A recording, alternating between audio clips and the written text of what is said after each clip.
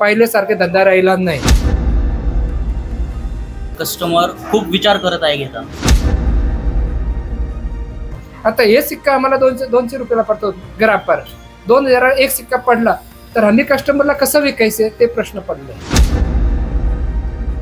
म्हणजे पूर्वी जसा उत्साह असायचा गिरायकांचा घेणं देणं नवीन करणं काय असायचं ते आता 25% आत आलेलं।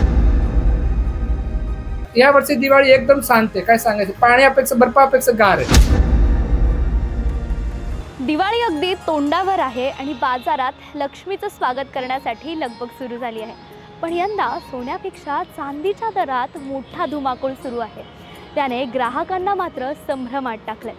सोन्याचे दर तर उच्चांकावर आहेतच, पण सोन्यापेक्षाही जास्त वेग पकडलाय तो चांदीच्या दराने।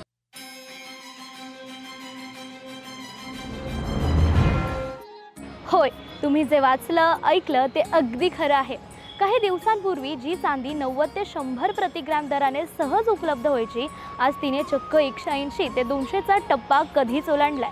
आणि सराफांचा अंदाज आहे की लवकरच चांदीचे दर 3.5 लाख प्रति किलोच्या पुढे जाऊ शकतात। चांदी कमीत कमी 3 लाख 3.5 लाखापर्यंत जाणार आहे, अपेक्षा आहे। कुणी कुणी म्हणतं 8 नाही तर 3.5 पर्यंत जाणार आहे। सोन्याचे भाव पण 1.5 पर्यंत जाणार आहे।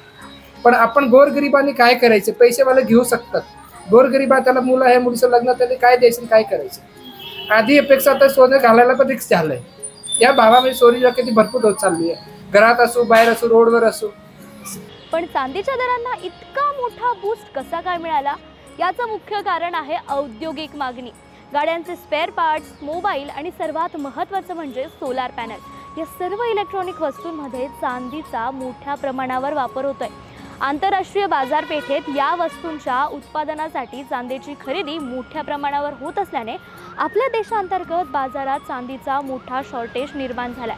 या वाढत्या दरांचा परिणाम काय होतोय हे आम्ही काही ज्वेलरी शॉप्समध्ये जाऊन दुकानदारांकडून जाणून घेतलाय।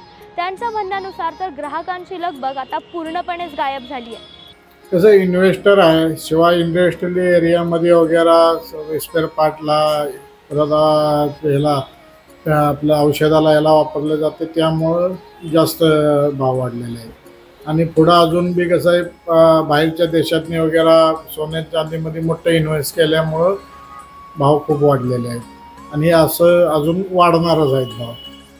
इथे आणखी एक मोठी समस्या आहे, म्हणजे आज त्यांना 250 ते 300 प्रतिग्राम दराने ग्राहकांकडून जुनी चांदी मोडून घ्यावी लागते, जी त्यांनी पूर्वी स्वतः 90 ते 100 ने विकली होती। हे सराफांना अगदीच परवडणारं नाहीये।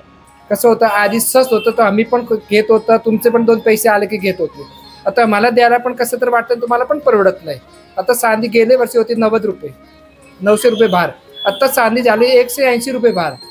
आता जेव्हा चांदी मला 90 रुपयाने येत होती 900 रुपयाने, तर आम्ही 1000 रुपयाला एक सिक्का विकत होतो। हे आता हे सिक्का आहे ना, आता मला आहे ना 200 रुपयाला, तर आम्ही कसं विकायचे प्रश्न पडलाय।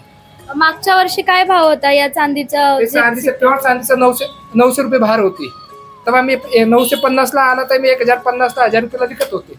आता हे सिक्का आम्हाला 200 रुपयाला पडतो ग्राम पर 2000 एक सिक्का पडला तर हल्ली कस्टमरला कसं विकायचे ते प्रश्न पडले। आता तुम्हाला प्रश्न पडला असेल की दिवाळीत सोनं खरेदी करायचं की चांदी, या प्रश्नाचं उत्तर सुद्धा आता तुम्हाला मिळणार आहे। सोन्याचे दर ही उच्चांकावर आहेत, पण चांदीने तर सोन्यापेक्षाही जास्त वेगाने उसळी घेतली आहे।